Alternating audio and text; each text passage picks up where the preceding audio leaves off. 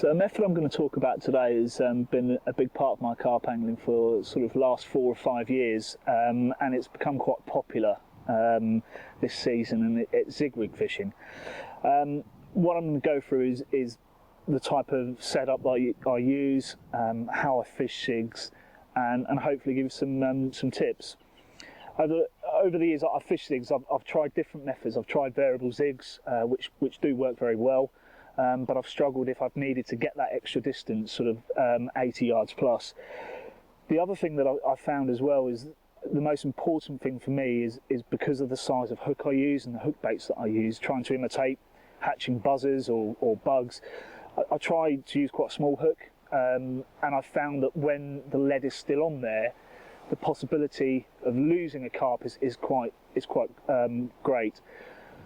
So I have messed around with all types of lead clips, chopping them right back so there is literally nothing there, with no tail rubber, and they have worked, but on a number of occasions the lead still hasn't dropped off and I've lost fish. The MCF dumper clip, which Dennis was explaining earlier, has been, if I'm honest, a complete revelation to my zig rig fishing. If I just initially go through the type of hook link that I use, 99% of the time I use foam. I don't flavour it, it's just a personal preference, but that is pretty much that I use. Black is the favourite colour that I use, but I've also caught well on yellow and white.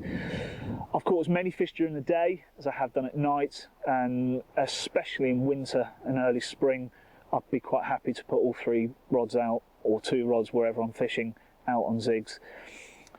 So that's pretty much all I use. The preferred line that I found works really well with zigs is Drennan double strength, just tied to a small hook. So when it comes to the actual lead arrangement, I try and keep things as simple as possible. So all I use is I tie my main line directly to one of our dumper lead clips.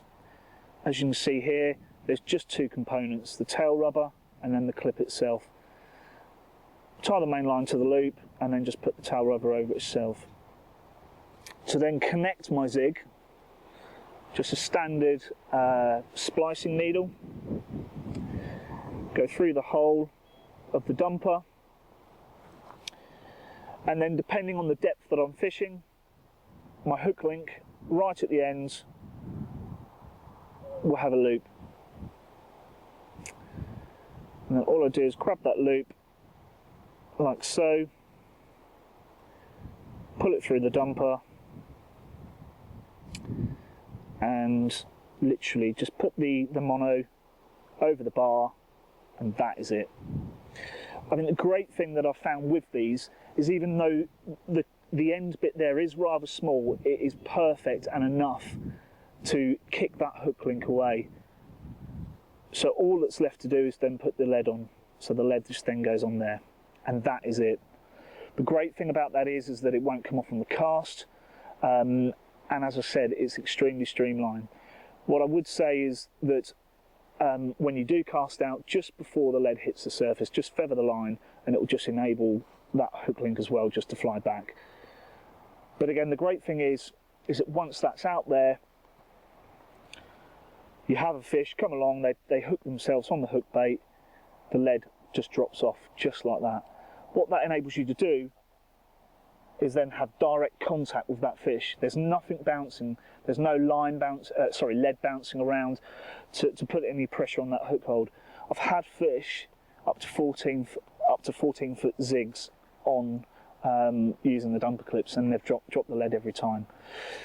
Another little tip, I do get laughed at by many of my friends, but what I found with a lot of zig rig fishing is location is key. I think if you can find where the fish are, looking for signs of obviously fish topping or birds that are feeding or hatching insects, is get that location. Once you've got that location, it's just finding the depth that they're at.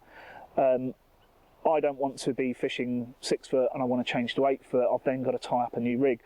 So what I've done is just a standard pole winder box.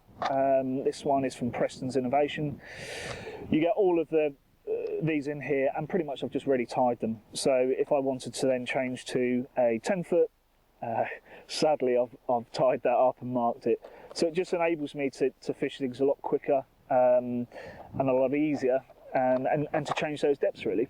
One alternative, or one main thing I would say is, if you are fishing anywhere sort of, I mean these are really extreme hook lengths, sort of 12 foot and above, just walk out that hook link, put it on the floor, make sure that there's no debris there that the hook will get caught on, then just walk forward. So you've then got a nice loop in the line like that, and then cast it.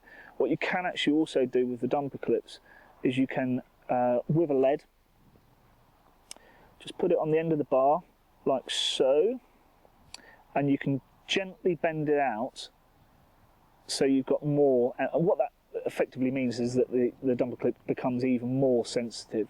So I would tend to do that if I was fishing really extreme hook lengths, sort of 12 foot and above. But that is pretty much as basic as it could be. That is my main component that I use for my zig rigs.